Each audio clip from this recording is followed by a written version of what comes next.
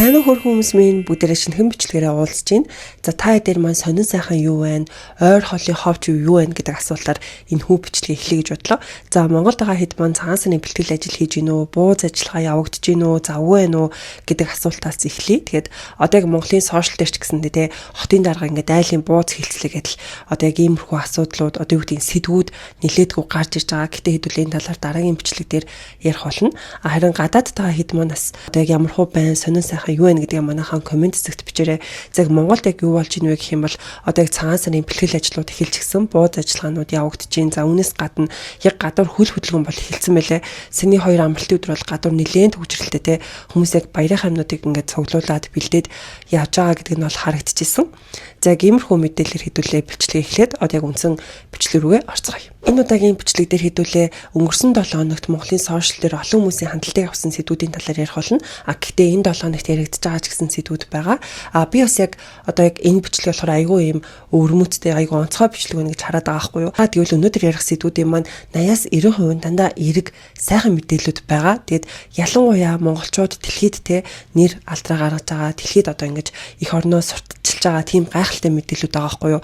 Тэгэд би яг энэ мэдээллийг бэлдэж байхдаа айгүй юм баяртайгаар те за ганц удаач гэсэндээ бүр юм айгүй олон юм сайхан зүйлүүдийг ярих нэ гэдээ айгүй баяртайгаар хүлээж авсан байгаа. Тэгэд хэдүүлээ хамгийн ихний сэдв рүүгээ орцгоё. За энэ болохоор яг Обуна буюу Болор эрдний талаар байгаа таад мөн ч гэсэн харсан байх гэж бодож байна. Тэрээр яг дэлхийн дэ томоохон авардс болоход яг Grammy Awards дээр өргөдөж оцсон гэдэг бол өөрийнхөө сошиал хуудасууд дээрээ зургуудаа тавиад постлоод явсан байгаа. Тэгсэн чинь яг түүний талаар сөрөг одоо пост оруулж байгаа хүмүүс гарч ирээд нэлээд хил амлсан байгаа. Гэтэ хэдүүл яг энэ хил амынхын талаар жоохон хойно ярих болно. Эхлээд яг Обуна гэж хин юм бэ гэдгийг мэдгүй хүмүүс байж магадгүй гэж бодоод маш товчхон түүнийг танилцуулъя гэж бодлоо. За тэрээр Булган аймагт төрж өссөн. Тэг яг Булган аймагтаа сургуульд явж агаад хот руу шилжиж ирэхээр болоод хотын сургуульд орсон гинэ. За яг хотын сургуульд ингээд ороод ирсэн чинь ангийнхан нь түүнийг ялгуурлаад гэх юм уу да тий ингээд хөдөөний хүүхэд гэл айгу тэгж ханддаг байгаад тийм болохоор яг одоо хичээлдээ илүү их ингээд шамдяа хичээл илүү хийе гэдэг бодолтой болсон гэж аахгүй юу. Түүнээс биш яг ингээд хичээлдээ айгу дуртай бүр хайртай дол хичээлээ хийдэггүй байсан гэж нэг подкастн дээр орж явахдаа бол ярьсан байлээ. Тэгэд яг хичээлээ хийгээд ингэж явж байхдаа олимпиадад ордог те одоо нөгөө сургуулийн урдаа барьдаг хүүхдүүд эд шүү дээ. Яг тийм хүүхд байсан байгаа байхгүй. Тэгэд олимпиадад ороод явахдаа яг нөгөө бусад хичээлээс бол ингэж хөлөөлөгдчихдөг. Ингэж олимпиадад айгүй их ингэж бэлддэг байсан гэж ярьсан байгаа. Тэгээд 10 жилдээ байхдаа анги одоо ингэж өсөрж болдсон шүү дээ те. Анги дэвшсээр агаад 14 настай да 10 жилийнхаа боловсролыг эзэмшиж 10 жилээ бол дүүргэсэн гэсэн. За тэгээд Хүмүүлийн ухааны их сургуульд ороод 18 настай да их сургуулаа төгссөн гэж бас ярьсан байгаа. Бүрийн бол үнэхээр гайхалтай газтай те. Одоо хүүхдүүд ч 17 18 тад л 10 жилээ төгсөөд яг оюутан болдог байтал Обунагийн хувьд болохоор яг бүр их сургуулаа төгсөөд бүр юм мэрэгчлэн болоод гарсан байгаа байхгүй юу.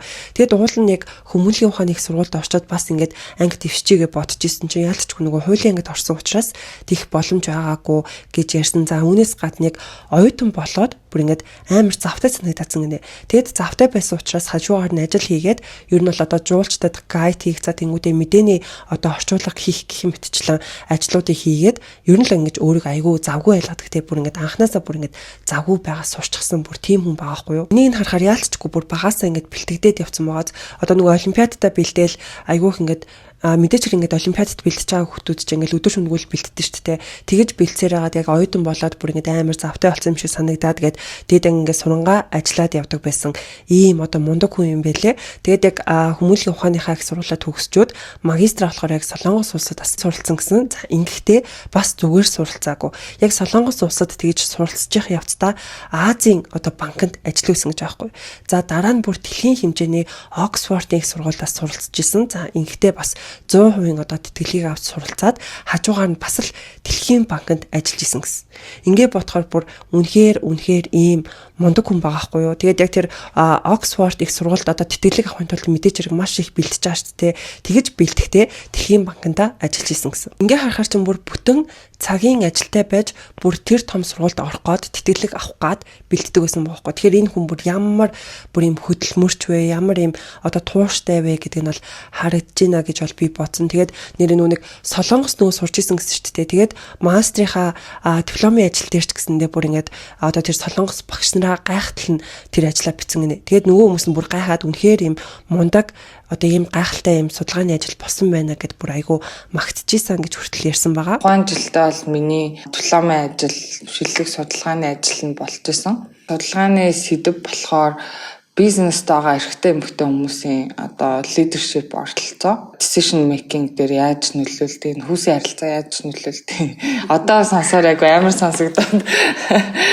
Ингэж бэлтгэхдээ мэдээж маш тууштайгаар бэлтжижсэн. Тэгээд энэ хүний талаар ингээл мэдээж хэрэг сайтууд дээр ингээл нийтлүүд ороод явна шүү дээ. Тэгсэн чинь яг ээж нь хэлжсэн гэж аахгүй юу. Миний охиныг ингээд айгүй амархантай ингээд Оксфордын тэтгэлэг авсан юм шиг ингэж бичгийн маяг үнд ингээд нүрээр чинь дүүрэн хатаг гарч ирсэн бидтэй гэж хэлжсэн гинэ. Тэгээд яалтчгүй тэр одоо тэтгэлгийг авахын тулд тэ яг ажлынхаа хажуугаар хийж байгаа учраас бүр ингээд ядаргаанд ороод бүр нүрээр нь дүүрэн юм хатаг хүртэл гарч ирсэн гэж байгаа байхгүй юу. Тэгээд би яг энэ хүний талаар энэ одоо подкастуудыг ингээд сонсоод бас ингээд жоохон одоо юу гэдэг маш их судалгаа хийсэн гэж бол хэлэхгүй. Гэхдээ ингээд жаахан судалж үзэхэд бол надад бүр үнэхээр юм мундаг хүн шиг бол санагдсан байгаа. За тэрээр бас л яг дэлхийн хэмжээнд томоохон төслүүдэд оролцож исэн. За бид бүгд юм мэддгээр ийм Монголиа одоо тэр цахим одоо сүлжээг одоо Монголд нэвтрүүлэхэд маш томоохон өөрөөр ойлыг бас одоо гаргаж ирсэн гэх юм да тийм хүн байгаа байхгүй юу. Мөн яг түүний бусад амжилтуудаас дурдах юм бол Forbes сэтгүүлийн 2021 оны нийгэмд өөрчлөлт авчирч буй Азийн шилдэг 30 залуугийн нэгээр бол тодорж ирсэн. За тэгээд түүнийг таад маань Азийн AI Academy-г үүсгэн байгуулагч гэдгээр маш сайн мэдэх байх гэж бодож байна. Би бас яг тэргээр нь мэддэг. Тэгээд одоо яг ингээд юу гэмдэ те бүр ингэж цахим сүлжээ маш их хөгжсөн хиймэл оюухаа ингэж хөгжиж байгаагийн хэрээр бид нар ч гэсэн хиймэл оюуханыг сурахгүй болохгүй байхгүй юу. Би ч гэсэн яг одоо эдний актемд ирээдүйд одоо ингэж явахтай тийм одоо чин сонирхол хүсэлтэй байгаа.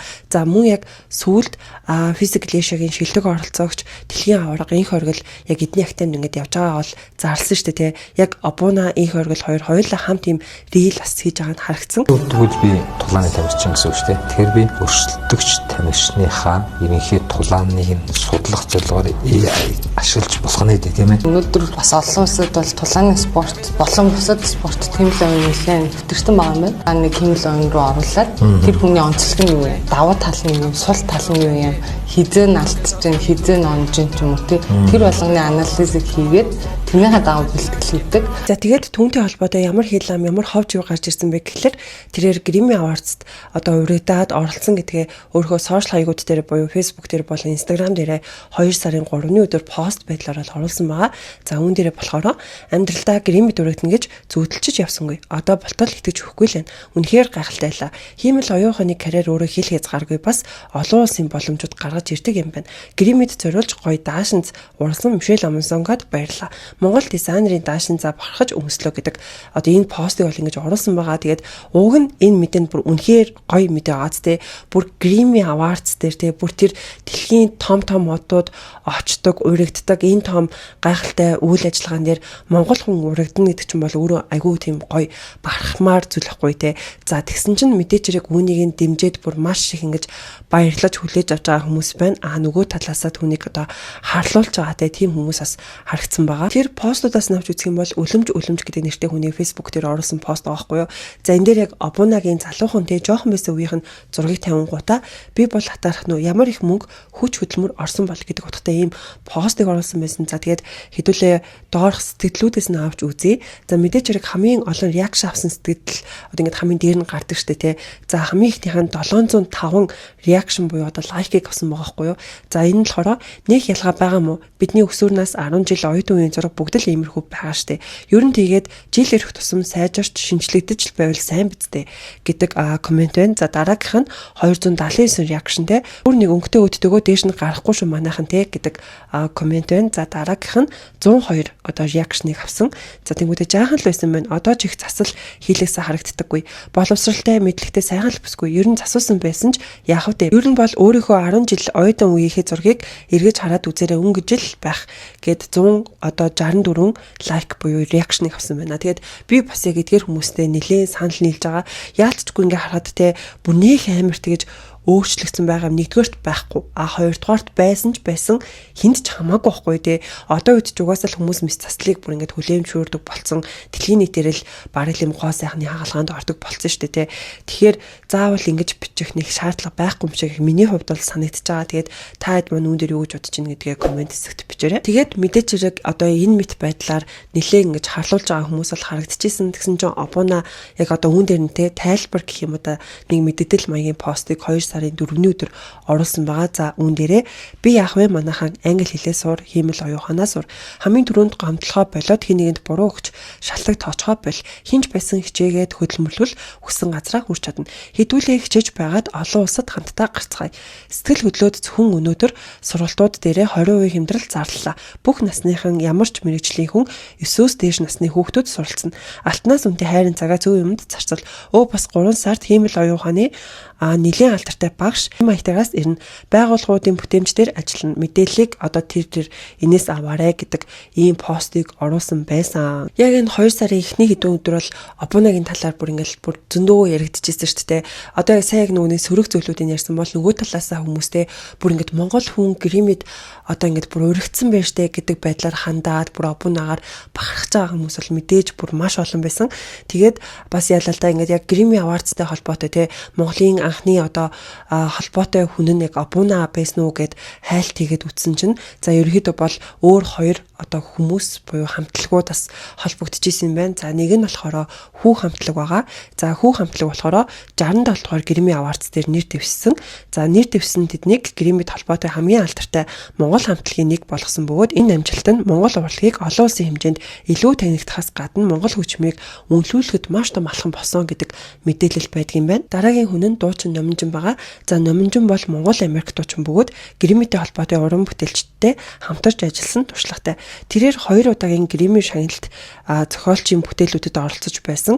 Номинжин өөрөө Grammy-д албан ёсоор нэр дэвшээгүйч Grammy-тэй холбоотой томоохон төслүүдээр уран бүтээлчээр оролцсон нь түүнийг Монгол талаас Grammy уралдаантай холбогддог уран бүтээлч болгож байна гэдэг ийм бас мэдээлэл байдаг юм байна. Тэгээд яг 2 сарын ихээр Обунатай холбоотой иймэрхүү мэдээлэлүүд сошиалээр нэлээд явж исэн. Бараг 4 мэдээллийн 2 нь Обунатай холбоотой мэдээлэл явж исэн гэж одоо хэлэхэд бол хэлсдэхгүй маш ихээр бол ингэж яригдчихсэн. Тэгэд ялангуяа хүмүүс айгүй их нөгөө бахархаж ингэж дэлхийн шилдэгүүдтэй те бүр ингэж 6 хулаад дэлхийн бүр тэр том одуудтай ингэж нэг арга хэмжээнд оролцсон байж тэ гэд ярьж исэн. За үүний хажуугаар бас яг хардсны устай холбоотой мэдээлэл нэлээдгүй сэвдчихсэн байхгүй юу. За тэр нь болохоор яг нэг залуу ингэж хардсны усанд орж байгаа бичлэг нь ихээхэн яваад за яг энэ одоо сэдв яагаад ийм хандлтыг аваад явсан бэ гэхлээр үүнд улсын их хурлын гишүүн Нааратай бас холбогдож гарч ирсэн байгаа. Наара яг 2 сарын 1-нд нэг пост оруулсан байгаа байхгүй. За тэр залуу болохоор яг ингэж хардсны усанд орж байгаа бичлэг өөрийнхөө сошиал хаяг дээрээ тавиад за тэр нэлээдгүй хүмүүст хүрсэн юм байна. Би болохоор яг тэр бичлэгийг бол үзэж амжаагүй.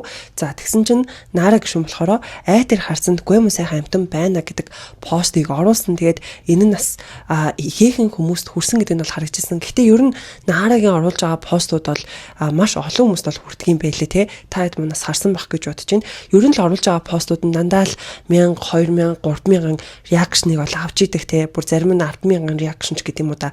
Олон хүнд хүрдэг гэдэг нь бол харагддаг. За тэгээд энэ постыг оруулаад тэнгуүтээ комент хэсэг дээр нэг тэр залуугийн дахиад зургийг оруулсан байгаа хгүй. За тэнгуүтээ миний тухай яриад байна уу гэсэн шиг таардаг шүү гэдэг дахиж одоо комментэн дээр яг тэр залууг хэлж байгаа шүү гэдгээ одоо юу гэм баталж байгаа юм шиг ийм комментиг бас оруулсан байсан. Тэгээд энэ пост нь олон хүмүүсийн хандлтыг авсан гэдэг нь бол харагдчихсэн. Доор нь хүмүүс баахан коммент хичээлтэй Наараг элдв бусаар ингээд хэлээд гаж нонтой яасийсэн гэж хэлээл за тэнгуүтээ зарим нь говийн бор яах юм бэ? Говийн бор гомдлооштэй гэх мэтчлэн бас хүмүүс биччихсэн. За тэгсэн чинь Наараа болохоор тэр гомдож болоод би одоо ингэж гомдож болохгүй юу те. Одоо ингээд адил нэг боллоо гэх мэтчлэн хариулсан байгаа хгүй юу.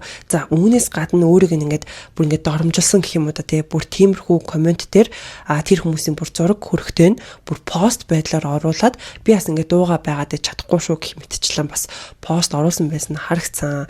За тэгсэн чинь үүний дараа яг тэр хардсны уст орсон тэр залуугаас TV5 телевиз очоод бас ингэж яриа авсан байгаа хгүй юу. Тэгэл яг тэр яриан дээр нөгөө залуу чинь хардсны усанд одоо орохдоо авуу талымыг хэлээд за тэнгуүтээ одоо ингэж сүүлд фитнесээр хичээлээд хүмүүсийг одоо ингэж дасгалжуулдаг гэдэг талаараа бас ярьсан байсан. Ерөнхийдөө хувийн дасгалжуулалт бол хийгээд нэг 6 жил болж байна.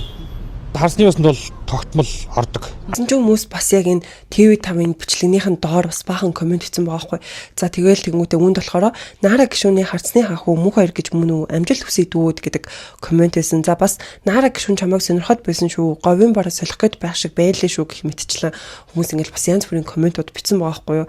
За эдгээрээс гадна чамаас олж бөө хэрүүл болж гинөө цаан чин шаар чин гэдэг комментууд бас ингэж харагцсан. Тэгээд яалчгүй нүг Нара ингээд өөрийнхөө Facebook пэйж дээр тавьсан болохоор ингээд бөө яриа болоод байгаа нь ингэж харагдаад байгаа байхгүй юу. За үүнээс гадна яг энэ харцны устай холбоотой гэх юм бол нөгөө Фискалешагийн Филиппиний тамирчин Монголд ирсэн шүү дээ. Тэрэж ч гэсэн яг энэ харцны усанд орж байгаа гэдэг нь бол ингэж харагдчихсан. Ерөнхийдөө бол яг сүүлд энэ харцны устай холбоотой ийм пост бичлэгүүд бас Монголын Facebook дээр олон явж илээ. Гэтэ яг ингээд харахаар энэ харцны устай холбоотой сэдвийг одоо ингэж олон хүмүүсийн анхаарал хандлагыг хавуулж авах юм бол яг Нара юм шиг харагдаад байгаа байхгүй.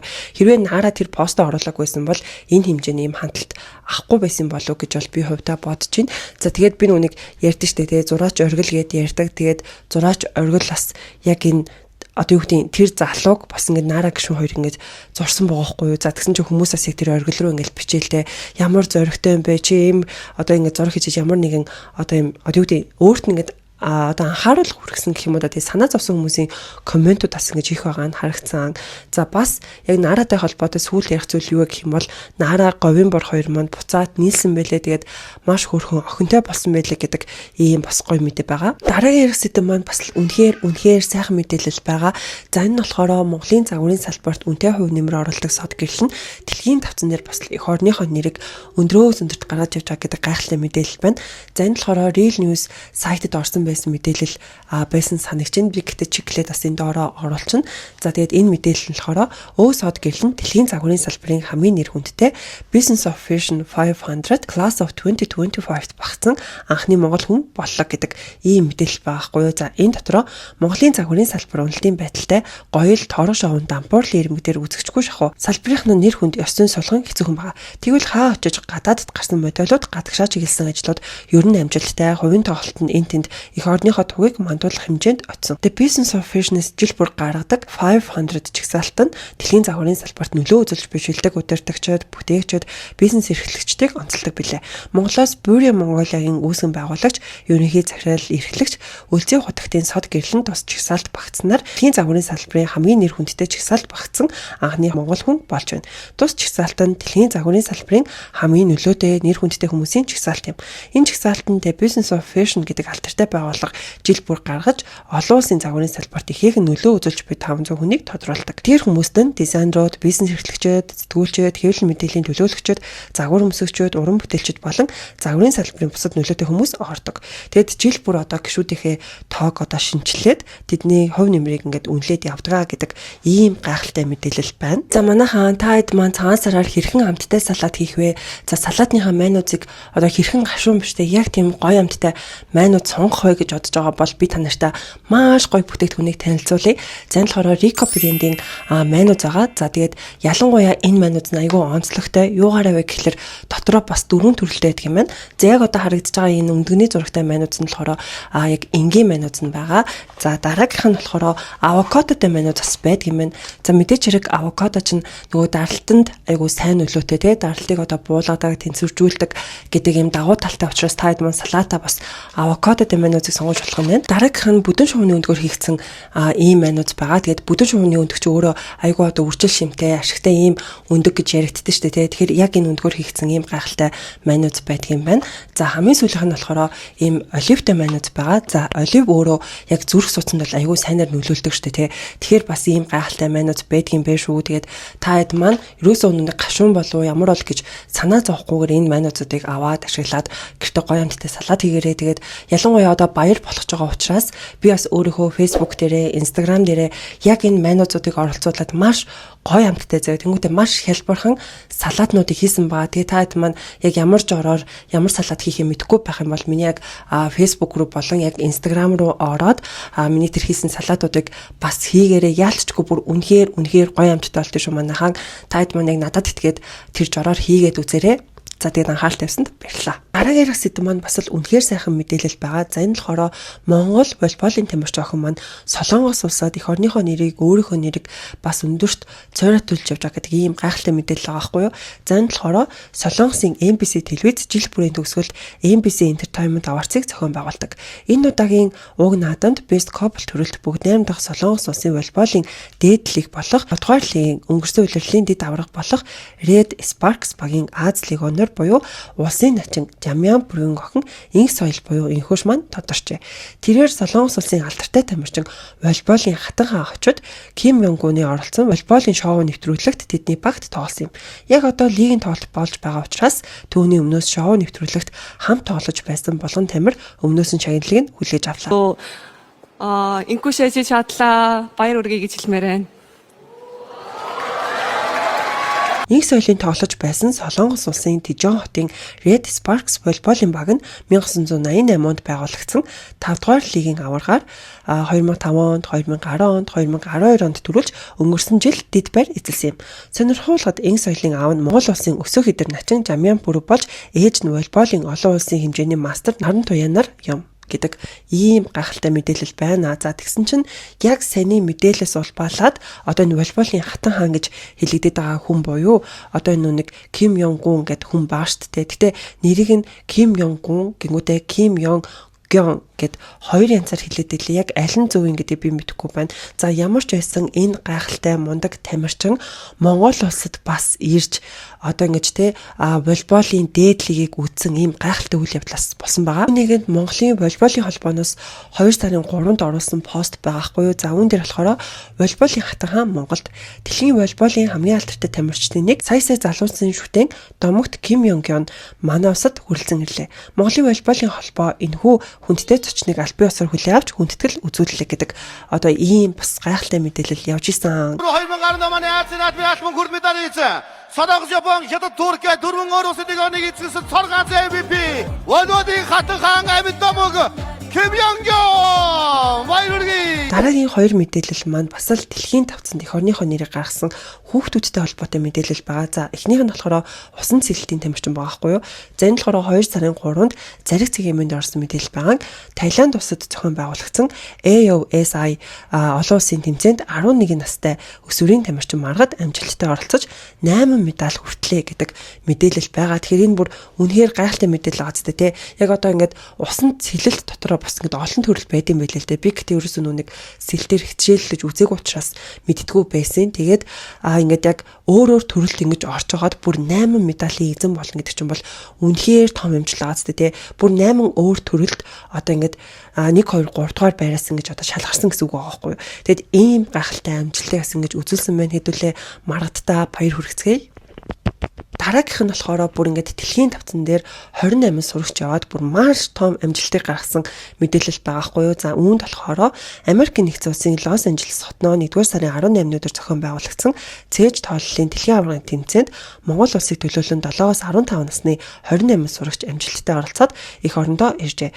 Тус тэмцээний насанд хүрэгчдийн буюу 14 наснаас дээш ангилалд нийслэлийн 1-р сургуулийн 10-р ангийн сурагч Ж Тэргэл дүүрэн гранд чемпион, Өвөр хангай аймгийн мэргэд цогцлбарын 8 дугаар ангийн сурагч Наранбат нь чемпион буюу дэлхийн аварга цолын эзэд болжээ. Түүнчлэн аварга алт 3, аварга мөнгө 3, аварга хүрэл 2, алтан цом 12, мөнгөн цом 1, хүрэл цом 5. Флаш анзан төрөлд чемпион 4, алтан медаль 3, мөнгөн медаль 4, хүрэл медаль 1 тус хүрсэн байна. Оюун ухаан ууг хөдөлмөр тууштай бэлтгэлийнхээ үр дүнд дэлхийн тавцанд эх орныхоо нэрийг өндөрт өргөсөн эдгээр тамирчид тоёо хүүхдийн хөгжлийн актемд хариалагддаг. За мөн тус актемаар одоо 2025 оны 12 сард одоо Гүрч улсад болсон бас ийм олон улсын тэмцээн дээр яг тус агентлагаас 64 сурагч одоо бэлтгэдэн оролцсон бөгөөд одоо 64-лээ бас амжилттай оролцоод олон медалуудаа эзэн болсон гэдэг ийм гайхалтай мэдээлэл. Тэгээд эдгээр хүүхдүүдтэй бүгдэнд нь бүр томоос том баяр хүргэцгээе. Энэ бол бүр үнэхээр гайхалтай амжилт байгааз. Иймэрхүү сайхан мэдээлүүд байна. Гэхдээ энэ сошиал дээр өрөөсөө ийм гайхалтай мэдээлүүд нэг их сэвдэхгүй дандаа нүг ийм хар бараан сэдвүүдэн сэвддэг нь жоохон гонтгтай юм шиг те та хэд маань үүн дээр юу гэж бодож байна гэдгийг манайхаа комент хэсэгт бичээрэй. За тэгээд дараагийн ярих одоо сэдв маань K-pop шинэ хамтлаг төрсөн байгаа. За энэ болохоор Навалера гэдэг гайхалтай хамтлаг байгаа. Тэгээд энэ хамтлагийн 4 гишүүний 2 нь Монгол охин байгаа гэдээ би яг өмнөх хасны бичлэг дээр ярьжсэн шүү дээ. Тэр бичлэг дээр яг одоо тэр Эни болон одоо Хшиглэн нарийнхаа талаар бас мэдээлэл хүргэжсэн. Хэрвээ та хэд маань үзээгүй байх юм бол энэ бичлэг рүү бас орж үзээрэй. Тэгээд энэ хэд маань саяхан буюу яг 8 хоногийн өмнө дебют хийгээд бүр ингээд яг аль биесээр одоо юу гэдэг ингэж болох гарч ирсэн байгаа. Тус хамтлаг маань дебют хийгээд хамтлагийн гишүүд ингээд нэг нэгээрээ үг хэлдэг шүү дээ. Тэгэхэд яг манай хоёр охин маань яг солонгосоор үг хэлэнгүүтээ араснаас яг төрлөх хэлээрээ буюу монголоор ингэж үг хэлээд одоо ингээд бид нарыг дэмжиж байгаад баярлаа гэдэг монголоор ярьж байгаа нь үнэхээр гоё санагдсан. 네, 좋습니다. Сайн байцгаана уу? Навалера хамтлагийн Эни байна. Маш удаан хүлээс өдөр маань өнөөдөр ингэж ирж байгаа үнэхээр их баяртай байна. Тэгээ цаашдаа улам мундаг Навалера хамтлаг болохын төлөө өшөө хичээх болно. Баярлалаа. Сайн байцгаана уу? Навалера хамтлагийн вокалист Мелоди байна. Тэгээд бид нар энэ мөчийг маш удаан хүлээсэн. Тэгээ манад хамтлагийн депутат болох No Limit эцэстэн цацагдсан байна. Тэгээ та бүхэндээ бидний маш их дэмжиж өгөөрэй. Бид нар цаашдаа улам хичээнгүүлэн та бүхэндээ илүү хөгжсөн дүр төрхөө харуулах болно гэдэгт итгэлтэй байна. Баярлалаа. Тэгээд энэ хамтлаг маань яг өөрсдийнхөө YouTube суваг дээр 8 хоногийн өмнө хамгийн анхныхаа клипийг бол цацсан. Тэгээд дуу бүжиг бол үнэхээр ярих юм байхгүй гоё харагдчихсэн. Тэгээд комментуудыг ингээд харангууд манай монголчууд бас одоо энэ хоёрыгоо дэмжээд те маш ихээр ингэж коммент өгсөн нь бол харагдаж байгаа байхгүй. За үүнээс гадна хүмүүсийн нэлээд шүүмжлээд байгаа зүйл нь юу вэ гэхэлэр одоо ингээд дуу болж ийн, гişүүд болж ийн, бүжиг болж ийн. Гэхдээ видеон дээрээ бүр ингээд одоо видеоныхоо эдит дээр те одоо яг тэр одоо зураг авалтаа хийж байгаа өнцөг гэх юм уу да тий яг тэрэн дээрээ маш их алдсан байна гэд хүмүүс тиймэрхүү шүүмжлэлийг бол ихээхэн битсэн байсан гэдэг нь бол харагдчихсэн. Тэгээд манай монголчууд ч битсэн байсан, солонгосчууд ч хүртэл битсэн байгаа байхгүй. Одоо цаашдаа ингээд яг өнцгөө ингээд зөв аваач ээ, одоо видеогоо гоё хийгээч ээ гэдэг зүйлүүдийг битсэн байлаа. Тэнгүүтээ бас нөгөө талаасаа одоо ингээд тий мөнгөгүй гэдэг зүйлийг бас хүмүүс нэлээд бас битсэн байх шиг харагдчихсэн. За тэгээд та нартай хэдхэн комментиг бас уншиж хүргэе. Мэдээч хэрэг бас YouTube дээр хамгийн их реакшн авсан комментууд ингээд дээгүүр гарч ирдэ шүү дээ. За тэгэнгүүт яг энэ анх заяа гэдэг яг энэ одоо Монгол охин байгаа хгүй. Тэгэнгүүтээ Mongolian fans here гэд бичсэн байгаа болохоор бүр 1500 бүр реакшныг авсан байгаа. Тэгээд 22 reply-г авсан байлээ. За тэгэнгүүтээ rip editor гэдэг нь болохоор 103 одоо лайкийг авсан байна. За тэгэнгүүтээ одоо ингээд 100,000 үзэгч хүрлээ гэд бас нэг алтан зул гэл бас яг монгол охин байгаа хгүй. Тэгээд энэ болохоор 26 лайкийг авсан байна. Тэгээд яг нэг юм солонгос охины бичсэн бас энэ коммент нь болохоор 117 юг авсан байсан. Юу гэдүүлээ одоо лайкийг авсан юмсан. Тэгээд энийг нь одоо монгол руу орчуулад харсан чинь дуу чадвар гэд бүх талаараа сайн хамтлаг юм шиг санагдсан ч бичлэгийн чанар сул байгаа нь их харамсалтай байна. Ажлын хувцас өмсгөж бүжиглүүлээд л яг л CCTV-гээр авсан юм шиг л санагдаж байна. Бас доороос нь дээш харсан өнцөг нь их эвгүй санагдлаа. Гэтэ цаашдаа улам сайн болоосоо чин сэтгэлээсээ дэмжиж байна гэх мэтчлэн хүмүүс ингэж битсэн байгаа нь харагдсан. Тэгэл доор нь Энийг фэнүүд байна уу? Энийг одоо ингэж дэмжиж байна гэх мэтчлэнтэй янз бүрийн одоо тиймэрхүү одоо монгол охтуудаа дэмжиж байгаа гэх юм уу монголчуудын коммент бол маш их байгаа нь харагдсан. Тэгээд энэ бол яалчгүй саашаалтай ийм сайхан мэдээ юм шиг бол санагдаад байгаа. За манайхаа одоо бүгдээ хамгийн сүүлийн мэдээлэл рүү орж ийн. За хамгийн ихэнд яригдах пост маань ороод маш олон хүмүүсийн уурыг одоо хүргэж те маш олон хүмүүс дургуутлаа илэрхийлж хандж байгаа. За энэ юу вэ гэхлээр ипотекийн зээлээр 5-аас дээш орон сууц авсан 12,000 иргэн байна гэдэг пост бол орсон. Тэгээд энэ нь мэдээж хэрэг маш олон хүмүүсийн урд бүхэмдлийг хүргэж байгаа. Яагаад гэвэл ард иргэд те одоо ингээд ипотекийн зээлэнд хамрагдах гад бүр ингээд 2-оос 3 жил хүлээдэг штэ те.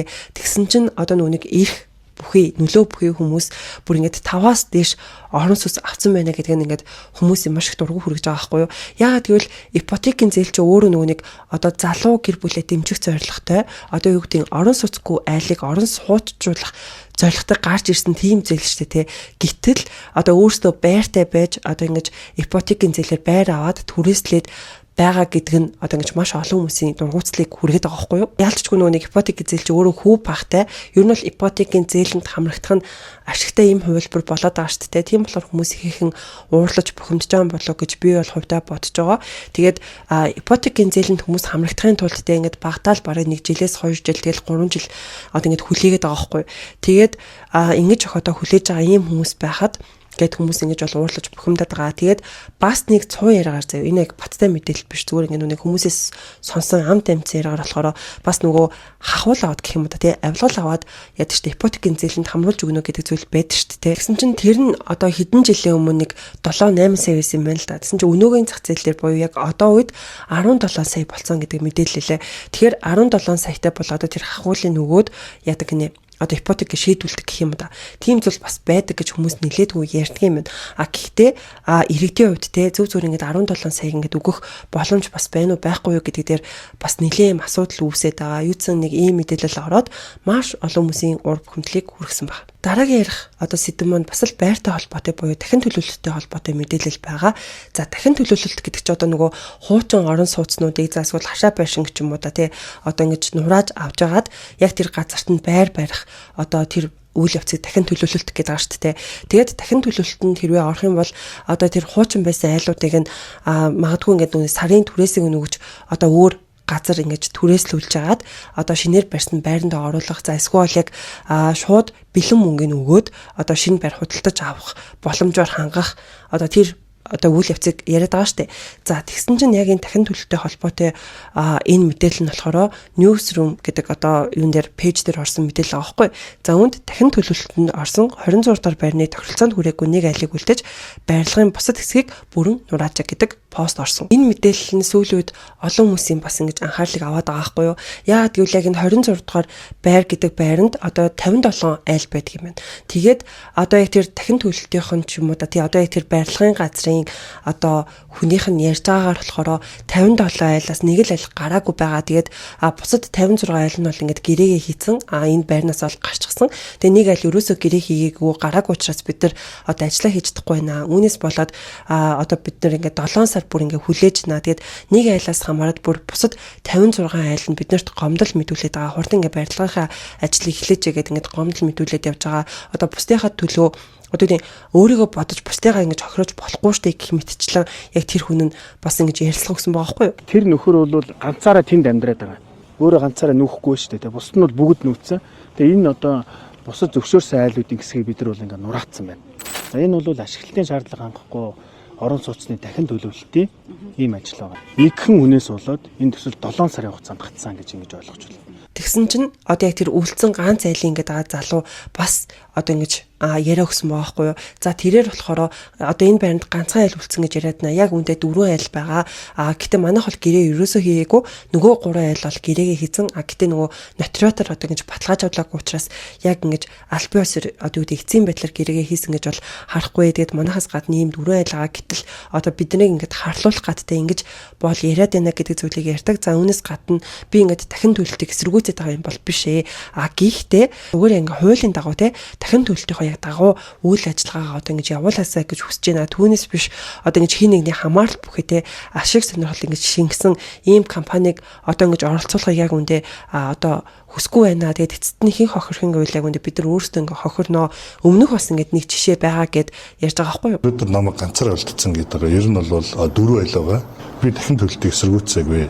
Би энэ хуучин барилгыг шинээр хийхийг би эсэргүүцээгүй. Зүгээр л хуулийн дагуу, хууль журмын дагуу тэгээд дахин төлөлтийн одоо дистраллын дагуу бүгднгийн яг ямар байх ёстой тэрнийхээ дагуу л ажиллаа хийгдсэн. Бити хэн нэгний хамаарал бүхий ашиг сонирхол шингэсэн компаниудыг оруулж ирж ингэж иргэдэг бити охироо очие. Тэгээд ингэж ярихдаа болохоор яг эдний байртай ойрхон одоо 200-аас 300 метрийн зайд 22 дугаар байр гэж байд юм байна л да.